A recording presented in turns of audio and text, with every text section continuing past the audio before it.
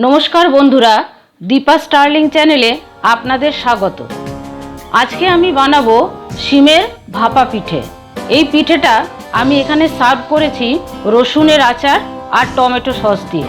তাহলে চলুন পিঠেটা আমি কিভাবে বানালাম দেখা যাক। শিম পিঠে বানাবার জন্য আমি 500 গ্রাম শিম নিয়েছি। এই শিমগুলোর দানা একটু ম্যাচিওর হলে ভালো হয়। এবারে এগুলো এইভাবে ছাড়িয়ে নেব।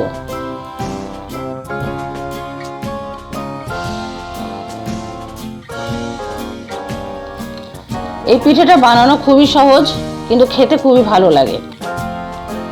এইভাবে সবগুলো শিম ছাড়িয়ে নিলাম। এর মধ্যে দেব জল, একটু হলুদ দেব আর পরিমাণ মতো নুন। এখন সেদ্ধ করে নেব। প্রথমে ফুল ফ্লেমে একটা সিটি দেব, তারপরে সিম করে আরেকটা সিটি দেব। এখন এই একটা শাল পাতা নিয়েছি, সেলাইটা খুলে পাতাগুলো বের করে নেব। আমি এখানে শাল পাতাই করেছি। শাল পাতার একটা সুন্দর গন্ধ আছে, সেটা এই পিঠের সাথে খুব ভালো ম্যাচ করে। আপনারা শাল পাতা জোগাড় না করতে পারলে কলা পাতাতেও বানাতে পারেন। এগুলো খুলে নেব। এইভাবে পাতাগুলো আমি বের করে নেব। একটা বাটির মধ্যে জল নিয়েছি, পাতাগুলো ভিজিয়ে দেব। একটু ঠান্ডা করে প্রেসার কুকারে ঢাকাটা খুলে নেব। শিম সেদ্ধটা বের করে নেব। এবারে শিমগুলো একটু মেখে নেব। শিম সেদ্ধটা একদম ঠান্ডা হলে চলবে না, একটু গরম থাকতে হবে। এইভাবে চটকে নিলাম। এবারে শিরা যেগুলো বেরোবে সেগুলো বের করে নেব।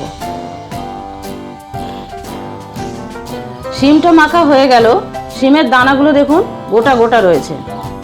এখন এর মধ্যে দিয়ে দেব 2 চামচ জিরে গুঁড়ো আর দেব 1 চামচ শুকনো লঙ্কা গুঁড়ো। ভালো করে মেখে নেব। এবারে চালের গুঁড়িটা আস্তে আস্তে দিয়ে দেব। প্রয়োজন মতো চালের গুঁড়োটা দিতে হবে। আর একটু শক্ত করে নেব।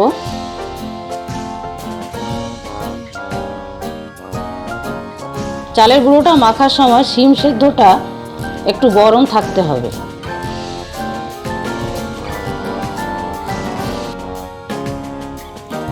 আর এর মধ্যে দেব 1 ছোট চামচ চিনি। ভালো করে মেখে নেব।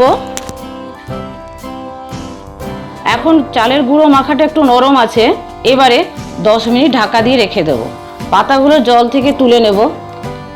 পাতাগুলো নরম হয়ে গেছে। পাতাগুলো নরম করার জন্য জলের মধ্যে দিয়ে রেখেছিলাম। এইভাবে উল্টো করে পাতাগুলো রাখবো। এবারে জলটা মুছে নেব।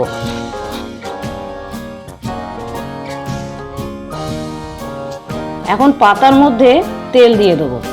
সর্ষের তেলটা পুরো পাতাটার মধ্যে মাখিয়ে নেব।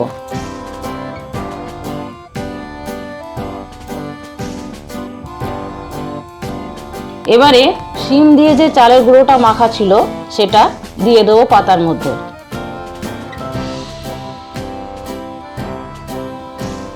এর উপরে আরেকটা পাতা দিয়ে দেবো। আরেকটা পিঠে এইভাবে বানিয়ে নেব। এইভাবে সবগুলো পিঠেই আমি বানিয়ে নেব।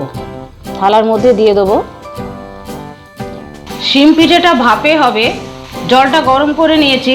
এর উপরে এই থালাটা বসিয়ে দেবো। কয়েকটা পিঠে দিয়ে দেবো। এবারে ঢাকা দিয়ে দেবো। 10 মিনিট পরে ঢাকাটা খুলবো। দেখে নেব। দারুণ সুন্দর শালপাতার গন্ধ উঠছে। আর পিঠেটা সেদ্ধ হয়েছে কিনা আমি একবার চেক করে নেব। হ্যাঁ, সেদ্ধ হয়ে গেছে। এই পিঠেটা শালপাতাতেই বেশি ভালো লাগে। আপনারা কলা পাতাতে চাইলে করতে পারেন। এবারে দেখব পিঠেটা কিরকম হয়েছে। দেখুন পিঠেটা ভেতর থেকে সেদ্ধ হয়ে গেছে। খুব গরম আছে। আমি অন্য একটা জায়গায় তুলে নেব। এইভাবে সমস্ত পিঠেগুলো আমি বানিয়ে নেব। আমার শিম পিঠের এই রেসিপিটা যদি আপনাদের ভালো লেগে থাকে তাহলে প্লিজ একটা লাইক করে দেবেন, শেয়ার করবেন আর সাবস্ক্রাইব করে বেল আইকনটি টিপে দেবেন পরবর্তী নোটিফিকেশনের জন্য।